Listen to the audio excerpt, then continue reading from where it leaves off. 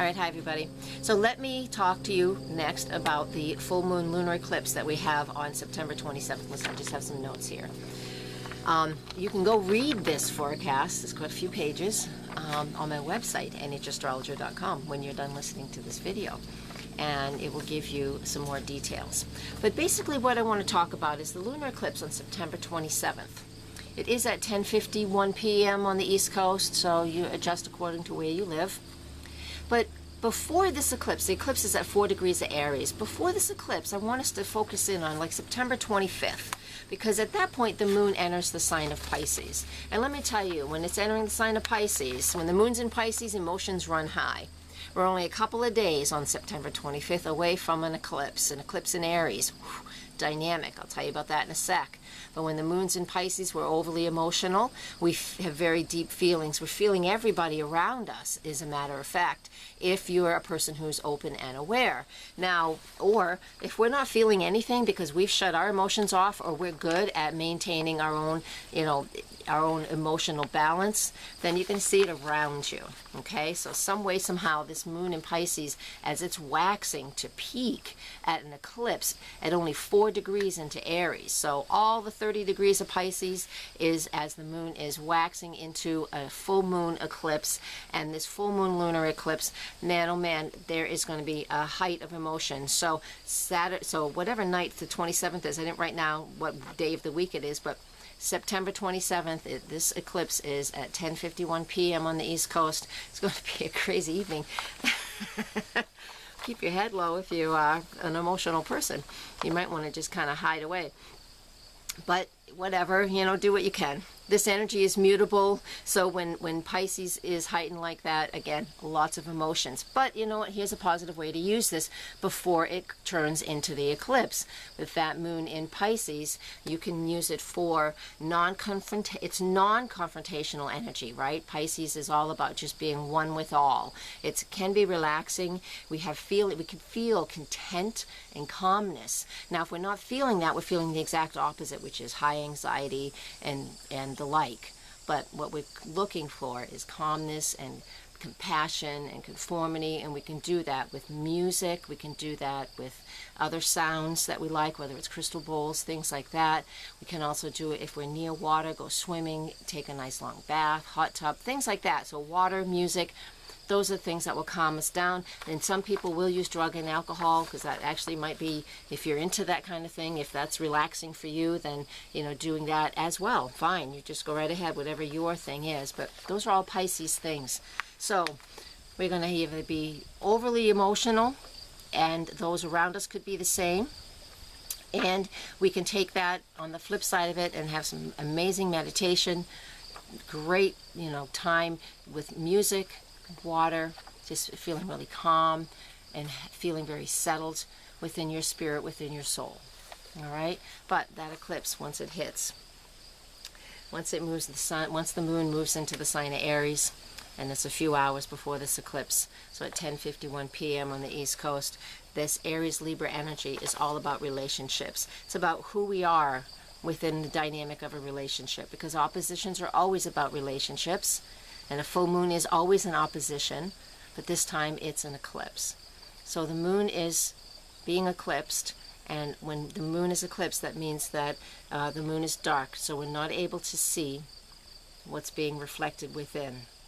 But once that eclipse is over at 10:51, and the shadow of the Earth moves off of the moon, it will be revealed to us, what is beginning, what is a new beginning for us. Even though this isn't a full moon, what is the new beginning that's going on for us?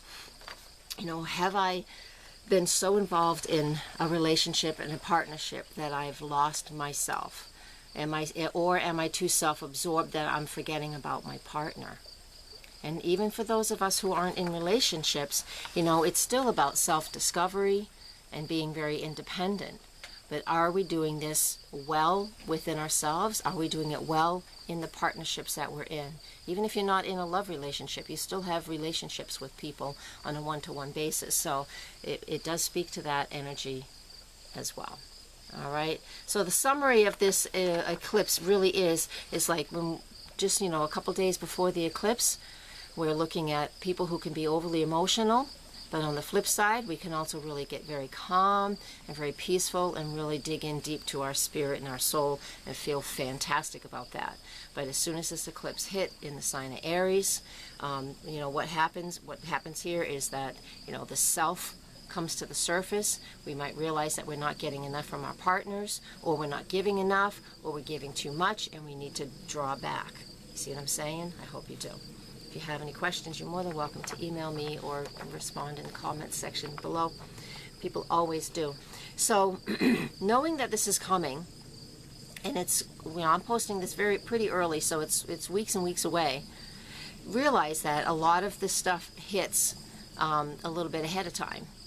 So I know the timing of it is important, but a lot of it kind of hits ahead of time too. So take some time during this eclipse and before it, and look at your relationships and see, it's like, is it time for me? Is it time for this relationship to be over? Or is it time for this relationship to have that sit down talk and figure out how you can change what needs addressing? Always have those conversations. Be grown-ups, have those conversations. All right? And so, excuse me, a lot's going to depend on how you prepare before this eclipse happens. And just know that, you know, if you have a birthday within 4 days or so on either side of this eclipse, this is a major year of releasing and letting go of things that don't fit your life cycle anymore. Eclipses always do that. You can see that in the previous eclipse as well. Things need to shift and change, and when we have full moons, that means things are being released. We need to let go of things, and if we refuse to let go of things, it can cause some problems. But if we realize that, okay, it is time for this to change, it's time for this to end, it's time for me to do something different, then you go with it, and you take those steps forward. You don't have to take major steps, but as long as you take baby steps towards what you know is right, what you know the change needs to be, then when these eclipses happen, they don't have to be so dramatic. They are for some people, because people resist change. Gosh, I'm one of them. Sometimes, not always, but sometimes. There's certain things that I don't move quickly at all. And so, I'm going to leave you with that, but please come to my website, NHAstrologer.com, and just know wherever these eclipses happen in your life, in your chart, you know, that is where the biggest change will happen for you. If you know your own chart, then you can chart it out yourself. If you don't know, then yes, I do sessions, so please come to my website and see if I can help you out. Thank you very much. Please subscribe to this channel, and I'd like to get my numbers up. Hey, who wouldn't, right? Thank you, and with gratitude. Thank you for watching. Blessed be. Namaste.